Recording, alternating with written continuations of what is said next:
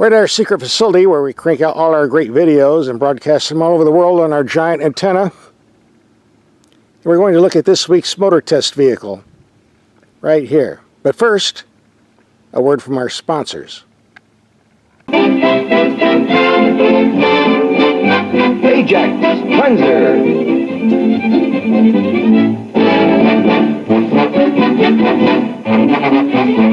And Fab, the new wash day soap. Looks like we've got ourselves a 2019 Toyota 4Runner SUV with a very nice baby blue paint job. I like this color. And if you think those commercials you just saw were ancient, so is this vehicle. I don't think Toyota's done an update on this in, what, 10, 15 years? Well, that can be a good thing or a bad thing, so let's take this to our test facility, take a closer look at the features, and go from there. For example, in an age when they're putting 10 speeds, 9 speeds, 7 speeds, even the Toyota Tacoma truck has a 6-speed. Here we're still getting a 5-speed. And when you choose 2-wheel drive, 4-wheel drive, or 4-wheel drive low, you're not going to find an electronic button. You're going to have to reach down and use some good old-fashioned muscle to manipulate this lever. Oh, the horrors of it all. And you have an infotainment screen that's about the size of a postage stamp. And while the Toyota Tacoma truck went to an updated 3.5-liter V6, we're still using the old 4-liter in this 4Runner.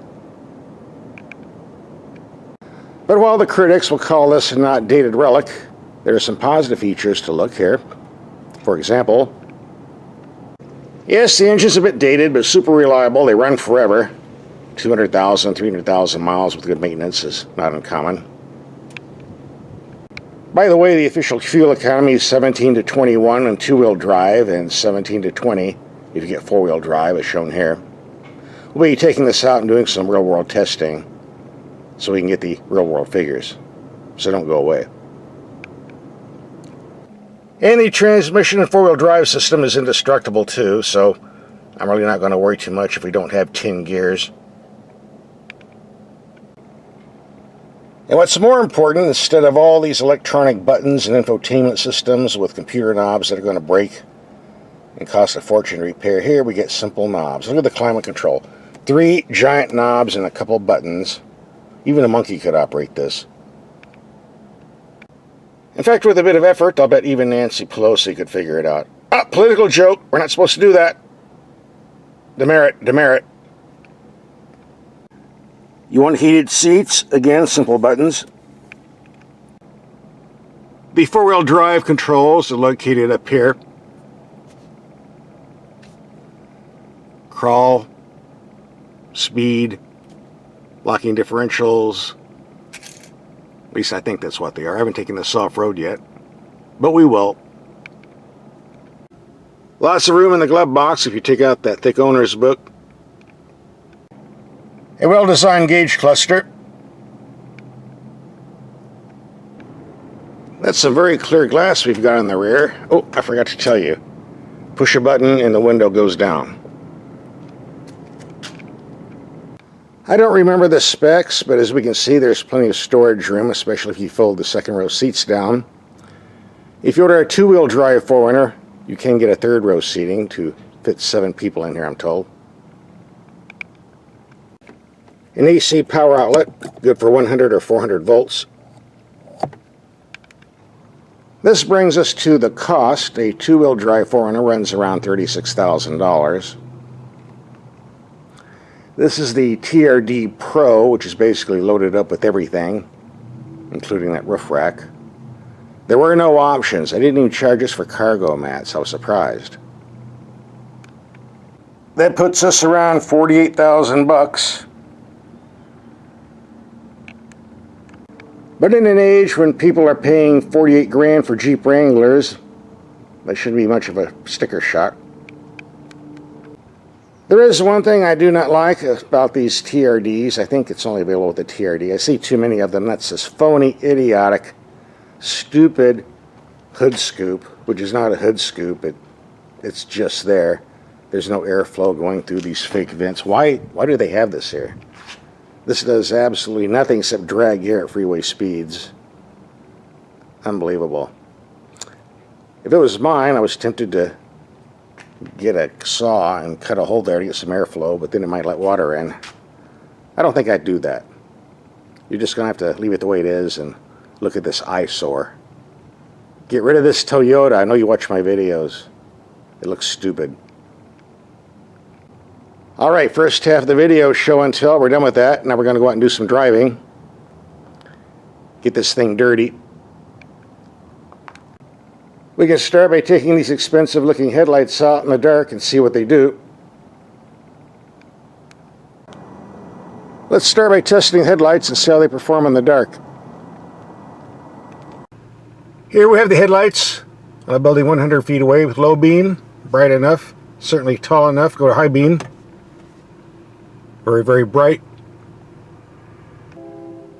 We've got the brights on a building 300 feet away. Good height, good spread, very bright. Go low beam. Actually reaches out.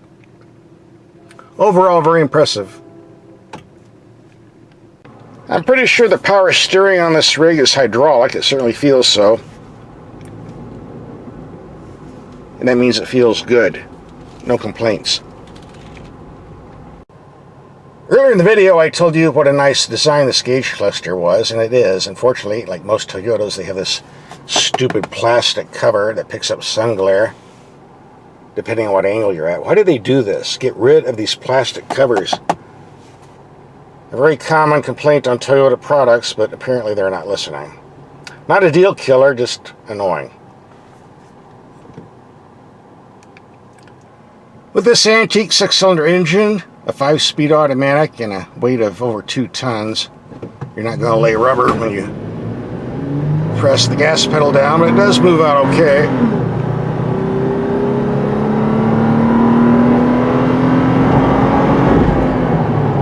It's certainly willing. Decent brakes. Let me stop and register another little annoying complaint, nothing major. Carpeting on the floor on a serious off-roader. Really? This thing's banging all over the place every time I hit a corner, knocking the heck out of the sides. We need a rubber mat, Toyota. This is a serious off-roader. Carpeting. 2-wheel drive, fine. 4-wheel drive, we need a rubber mat. But you can always buy one in the aftermarket. Again, not a deal killer. Just something we have to mention. With the Off-Road Pro, you get these giant wheels and tires. It should be interesting to see what they do on speed bumps. They certainly provide lots of ground clearance for off-roading, that's for sure. As we do in all my videos, we're going to take some mild speed bumps around 20 miles per hour, see how the suspension performs on impact. These big wheels and tires. This should be interesting. Here comes bump number 1. Pretty smooth. A lot of body bouncing because of the firm shocks, but still, don't feel too much. That was pretty smooth. Number 3. That's at 25 miles per hour. Here comes the nasty one, though. Wow. Pretty comfortable, I'm surprised. Back in the old days, you didn't want to take corners in a vehicle like this, especially with the older Jeep Wranglers, which were death traps, like to flip over. Well, let's see if we can flip over and die.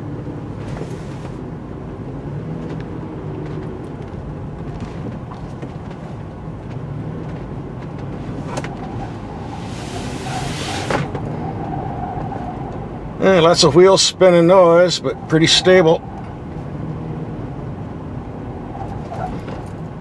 I'd say we're A-OK. In next commuting, we've been getting around 15 mpg. We're going to reset this and do some freeway trips. See if the figure can be bumped up a bit. Somewhere around the claimed 20 miles per gallon. We're going to reset the mileage computer to 0. take a little highway trip, see if we can bump the figures up a bit. With the boxy shape and the big tires and ride height, I expected this vehicle to be pretty loud on the freeway. And there is some noise being generated out there, but it never wakes its way into the cabin, so bottom line, it's a lot quieter than I thought it would be cruising at 75 miles per hour. On the negative side, this vehicle does not like crosswinds, again due to the high ride height. You do have to keep your hand on the steering wheel pretty firmly. No big deal. That's what you should be doing anyway.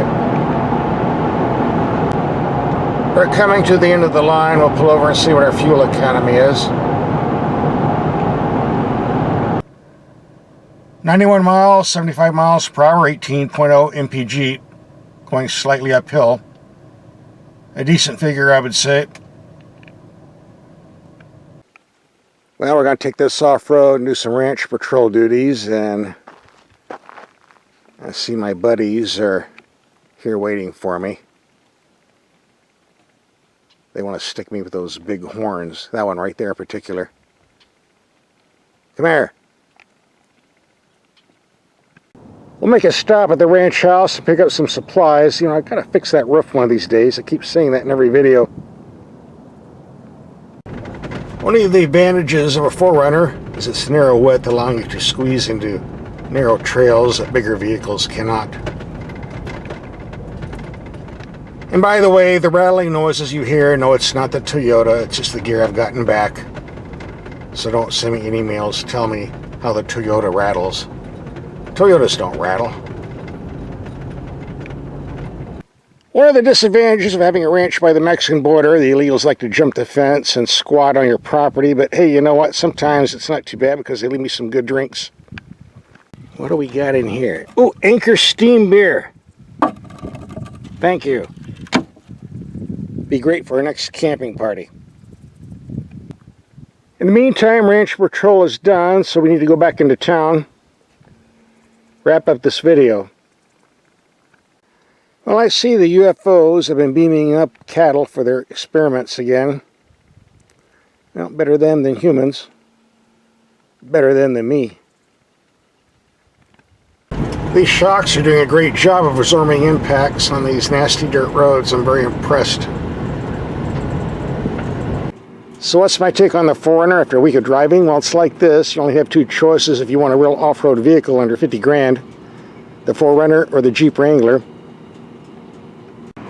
The Wrangler starts cheaper around 27,000 bucks. By the time you add 4 doors and a hard roof and automatic transmission, you're up to around 40 grand. And if you have the Jeep Rubicon package, which is the equivalent of the TRD PRO, you're up to around 45 to 47 grand, just like we have here, 46 to 47 grand. Yes, I realize the 4Runner is slightly outdated, but if I'm going to spend 45 grand on a rugged off-road vehicle, I'm still going with the Toyota. Because I know it's still going to be running 10 years from now. It does everything off-road I want it to. That'd be my choice anyway. Here's some video links to other off-road vehicles we've driven. Just click and watch.